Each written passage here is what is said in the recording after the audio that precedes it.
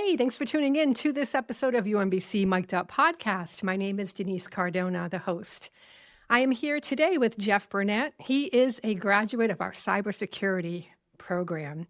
And Jeff, it is a pleasure to have you here. How are Well, you? I'm well. Thank you for including me. Yeah, thank you so much for your willingness to be here. We love hearing from people in the program, their experience. And so before we get started on the conversation about the program itself, can you just start by telling us a little bit about yourself, your professional background, and what led you into this field of cybersecurity? Yeah, I had been in software sales for a long time and always interested in the security aspects. And so after working with a bunch of different startups over the years, I went over to a company called Optiv, which is a reseller of technologies.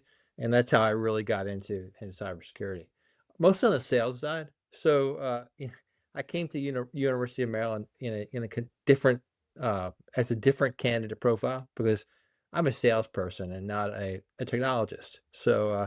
But my reason for coming was basically if I'm engaging with CISOs, cybersecurity professionals, and I really want to add value to their business strategy, I've got to understand what these technologies do and understand what the engineers are working with.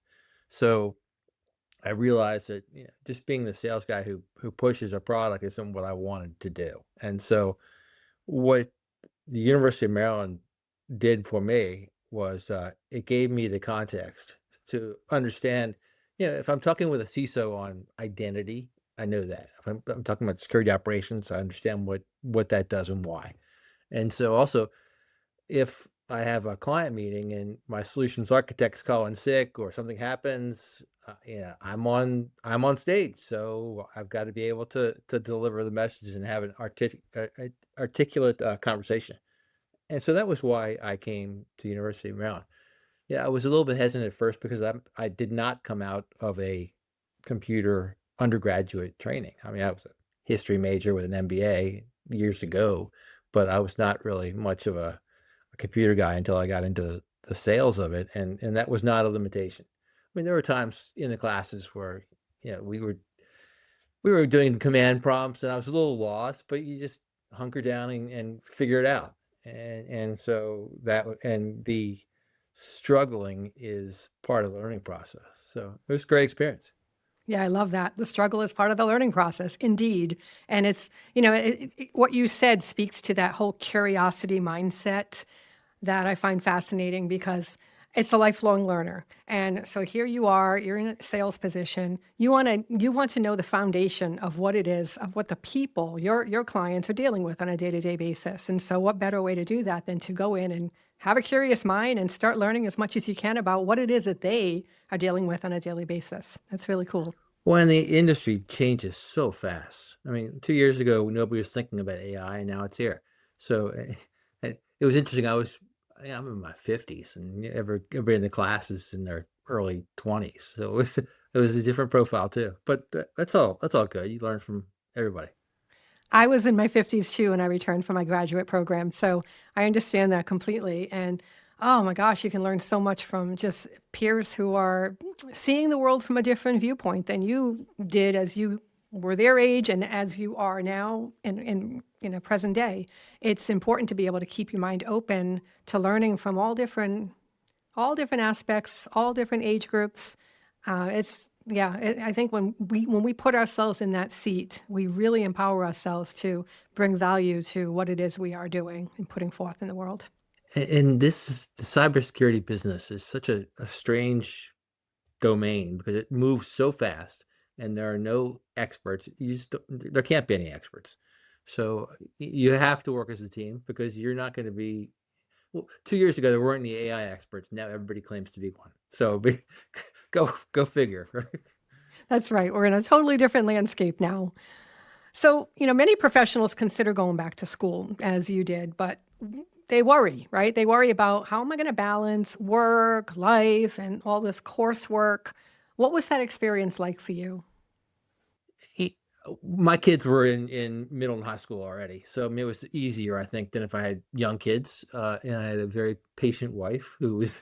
Yeah, but you do it as a family. You've got to. I mean, and you have to involve your family because you're going to be working nights.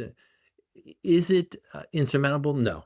And so I started out with just one class a semester, and there were a couple semesters I took two. Just pace yourself. I mean, there's no race, right? And so you want to, and if you take too many, you're going to overload, not learn what you want to learn. So I mean, I wouldn't worry too much about that. And I went on and got the CISSP and the CRISC, and they took some time too. So, but your family just knows, okay, on Saturday I'm in classes. That's how it is. That's how it So is. Yeah. it works out. Just curious, that first class that you took, did you go into it feeling intimidated, like, oh, I'm going to be overwhelmed by this? And then was it a surprise, the outcome of how you felt The after you first did one it? wasn't bad because you start with the introductions and they're sort of lecture based. The ones that are intimidating are when you start to get on the keyboard and they're like, okay, you're going to use Wireshark, you're going to use this or that, or you're going to edit. And I'm like, oh my God. And I'm sitting there trying to figure out on, ChatGPT what the stuff does and how it all works.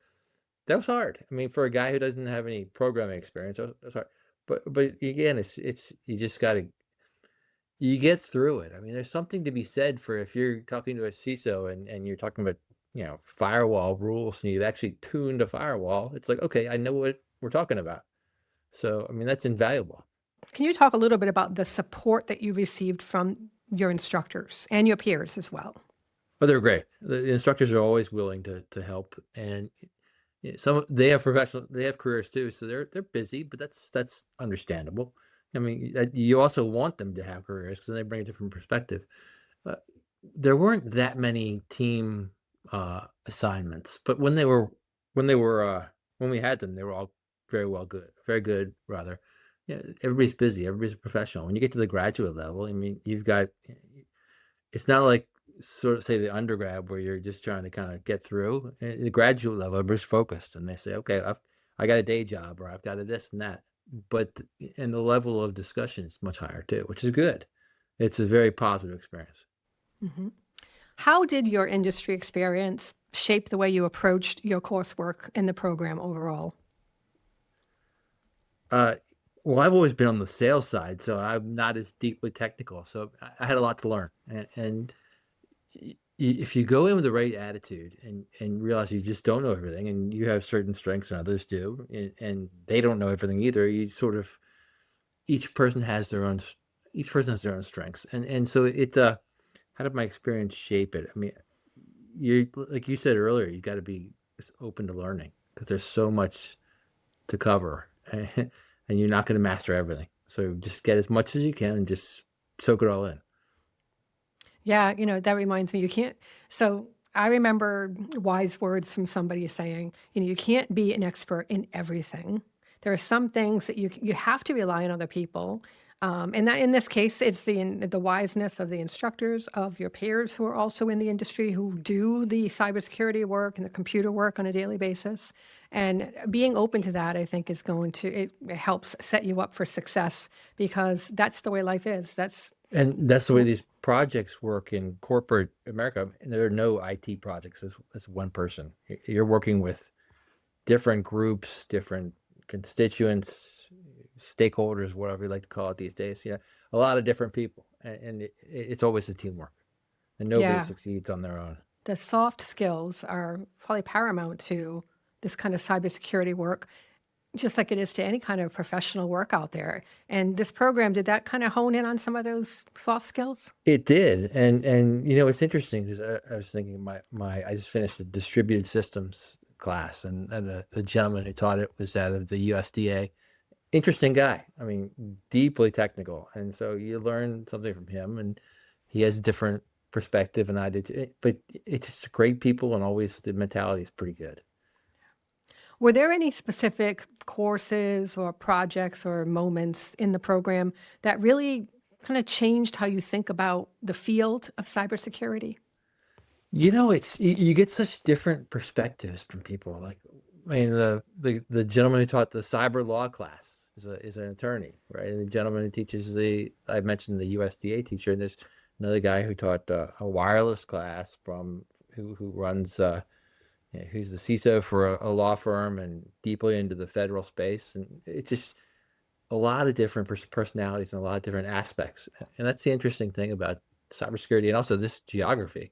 There's a lot of Fed in this area, and I'm not a federal person, but you're always dealing with that crowd. And so you have to understand how they think, and how the federal people think is completely different from how the commercial people think. And so is the buying cycles and everything else. So you just learn to deal with the different mentalities, and you also get an appreciation for just how diverse this field is. Yes. Were there any moments during the program when you realized, hey, you know what? This is exactly why I came to school. Oh, absolutely. When I'm not trying to sell a security platform, and we're doing a risk assessment or this or that in some kind of project, and it dovetails exactly into what we're talking about. Or, one client was interested in looking at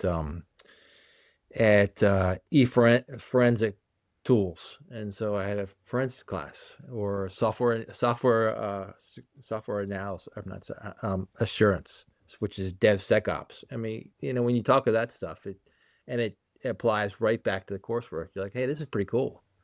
So it's been great. Yeah, when you can really bridge the gap between the real world and what you're learning in the classroom, that's that applied type of process, then it feels real. Yeah, it's really practical, and you think it's not. And even okay, I'm out tuning firewalls, and is that going to apply? Well, the next thing you know, you're talking to somebody about a Palo Alto firewall. Okay, well, I get it. So it's interesting, You can speak the language. and you understand what they're wrestling with when some guys say, "Yeah, we've got 1,000 rules we're trying to tune, and we're pulling our hair out." You're like, "Yeah, I get that. That's probably pretty frustrating." Yeah, as a salesperson, being able to relate to your clients on that level.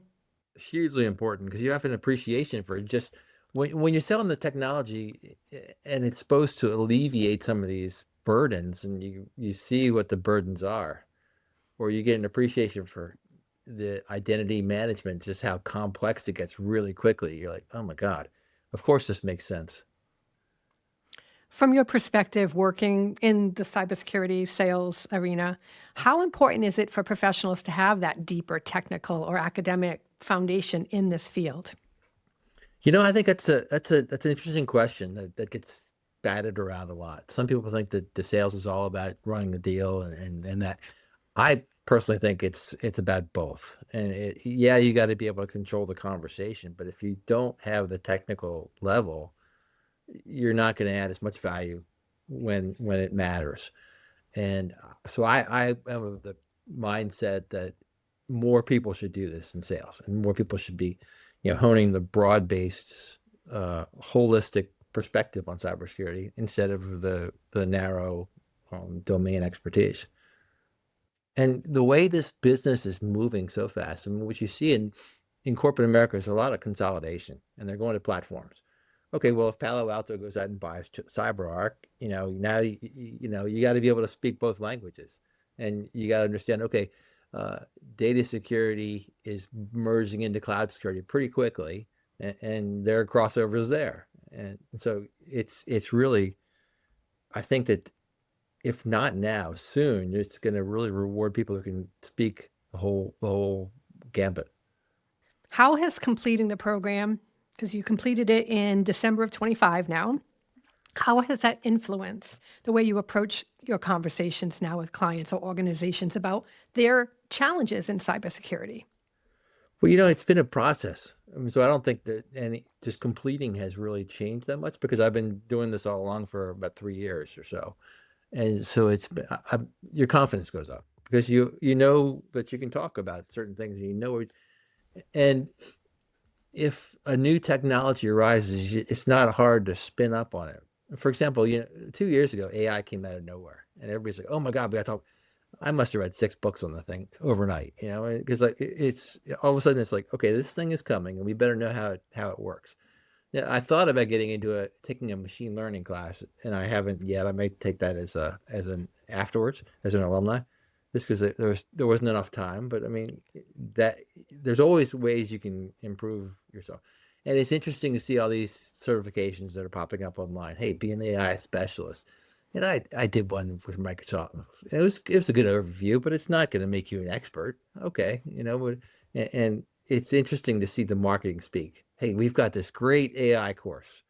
Okay, that's a good overview, but you're not going to be an AI architect from something like that. Yeah. Yeah, you have to roll up the sleeves and put the work in and do what you're doing. Put the curiosity hat on and figure it out. And I'm never going to be an architect. I mean, I'm just too old, and I haven't had the experience on the keyboard. I can't compete with a guy who's 30 years old, who's about 10 years as an architect. But I don't have to, because that's his domain or her domain, and I'm the one who sums it up and explains it to the business people. So That's right. What surprised you most about being a student again at this stage in your career? it was funny. I mean, what surprised me most? Well, you got to be a little humble, because you're the oldest guy in the room, and it's like, yeah, and you can, and you got to make time for it. I mean, you forget that you can't just breeze through these things. This is a new field. What advice would you give to other working professionals who might be considering a cybersecurity degree, but they're not really sure if that's the right move? I took about 2 years to think about it. What do I do this? Do I not? And I ended up contacting the head of the department and said, "Look, I'm debating this because I'm a sales guy." And he said, "Come on, don't worry about it." And my advice would be like, "It's great knowledge. It's not going to hurt you, and don't spend 2 years thinking about it. Just get moving." Right, because 2 years will go by whether you're doing it or not. And then Yeah, all of a sudden, exactly. if you had just done it when you first started thinking about it, then exactly. Time I goes spent too by much time very, thinking about it. I should just said, "Okay, this is a great idea. Let's go." And yeah, how is every training is going to help somehow. So don't hold back. Just do it. yeah. And, I And it's a remember great when experience. that's great to hear. I remember when I first started thinking about going back to grad school in my 50s, I'm like, is this smart? And then I said, you know what? I'm going to take one class. I felt like I wanted to learn something different. And it was during COVID. So I wanted to get my mind off of all of that stuff. And so I just took one class, kind of like dipped my toe in the big pool of the field. And God, I loved it. I loved being a student again. I took this semester just to kind of focus on all this stuff, but I'm probably going to end up taking alumni classes because they're great, Hmm. and it keeps your skills sharp. Yeah, Like that absolutely. machine learning class, I can figure out what we're doing here. That's right, exactly. Find things that pique your interest that are really, really interesting in the subject matter the industry, the subject matter that you're interested in learning about, and dip your toe in the pool. Absolutely. So, Jeff, now that you're graduating, how do you see this degree shaping the next chapter of your career? I think it just makes you much more valuable to your clients, and it makes you, and you become, if you're committed to a field, it just kind of deepens your commitment to it. And when you start learning something, it's always interesting. It's just one thing leads to the next. And I mentioned that, we're looking at all this changes in AI. Well, we got this crazy geopolitical system right now, and so we're going to be looking at cyber war, and that's probably the next thing we're going to be reading about. And when you pick up the newspaper and you can say, okay, well, if we just are now engaged with Iran, and there's worries about cyber risk from Iran, what does that mean? And if you've taken some of the classes, like there's a cyber war class at UMBC, and really digs into this kind of stuff, and you realize that there's a lot to think about, and it's pretty interesting. Hmm, absolutely. I love to ask this question, I guess a closer. What what is your greatest takeaway? I should have done this long ago. Really. I mean, it's great. I really had a great experience, and I learned a ton, and I hope to continue learning a ton, because UMBC is a great, great school, and the people are great. The professors are great. I should have done it long ago. Thank you so much, Jeff, for being Yeah, here. and if any of the prospective people want to get my opinion, that you're welcome to connect them to me. Awesome. Are you on LinkedIn? Is that where they can find Yes, you? ma'am. Jeff, thank you so much for your insights, for sharing your experience. It's been wonderful. And I No, want I to think thank, this is a great program. I really do. and I want to thank everybody for tuning into this episode. And if you'd like to learn more about our offerings, just click the link in the description.